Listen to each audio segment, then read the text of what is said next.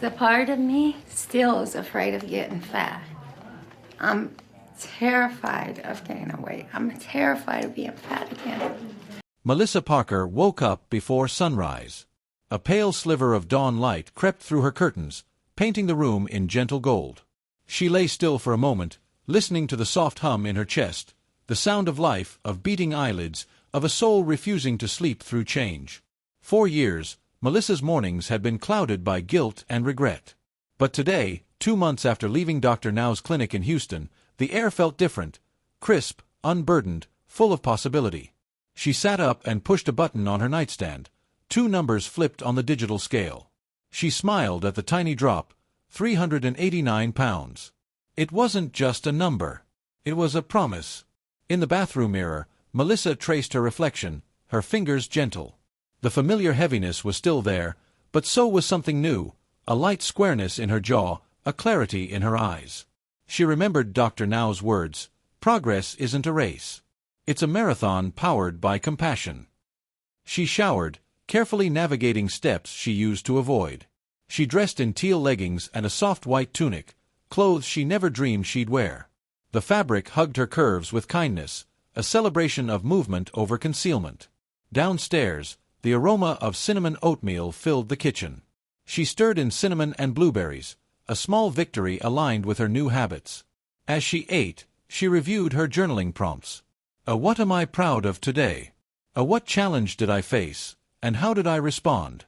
She wrote, I woke up and weighed myself. That's progress. I didn't stay in bed. I made breakfast. She sealed it with a flourish. She was rooting herself in small wins. Later that morning, Melissa stepped onto her home treadmill for the first time. She pressed play on a beginner's walking video, cheerful music and a gentle trainer calling out steps, march in place, now side step, walk with purpose.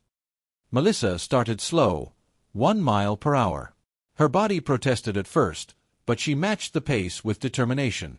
She thought of her daughter, Emma, dancing in the next room, tiny steps across a play mat, full of life. After 5 minutes, Melissa's calves burned, but she kept going. She reminded herself, 10 minutes today, 11 tomorrow. She wasn't rushing, just moving. When she finished, she folded into a cool-down stretch and a breath of achievement. Her legs trembled, her heart soared. She had taken her first step toward reclaiming movement. In her journal she wrote, Today, I moved. Tomorrow, I will move again. Later in the week, Melissa logged into her support group video call, a virtual circle of others on the journey, their names and faces framed in colorful squares. She'd been nervous to speak up, but this evening, she raised her hand. Hi, I'm Melissa, she began softly. I'm 38, mother to Emma, and working on loving myself through this process. Hands popped up, encouraging smiles, thumbs-up emojis, silent applause. She took a deep breath and continued, I walked 10 minutes today. It was hard, but I did it. And it felt hopeful. A woman named Carla nodded tearfully, That's massive. That's real change. Another added, You inspired me to try the treadmill again tomorrow.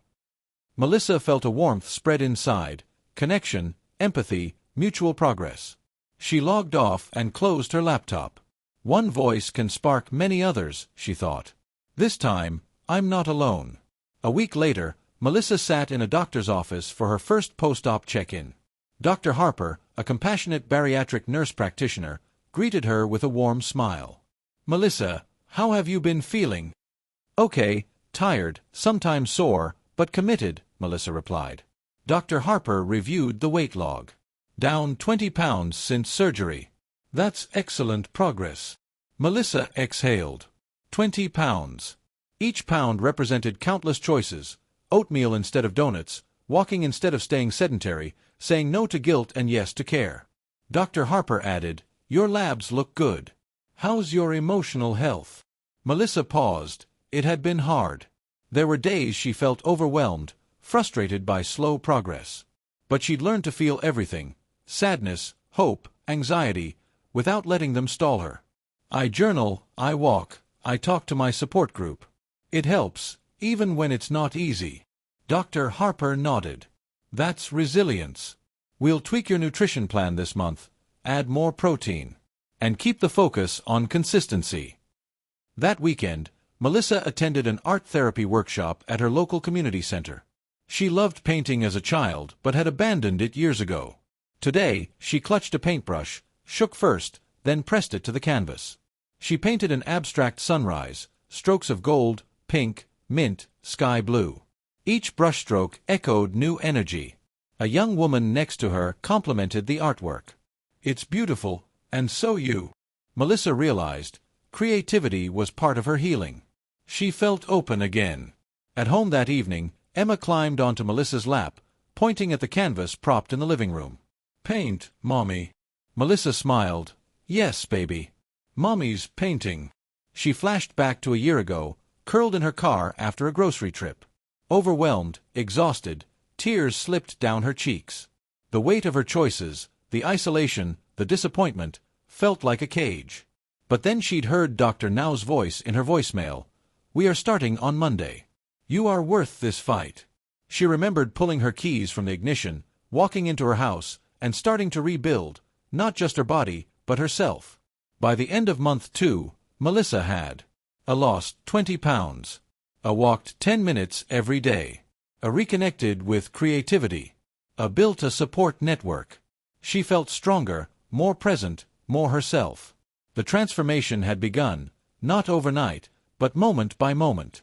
Let me know which threads you'd like woven next, and I'll keep building Melissa's inspiring journey.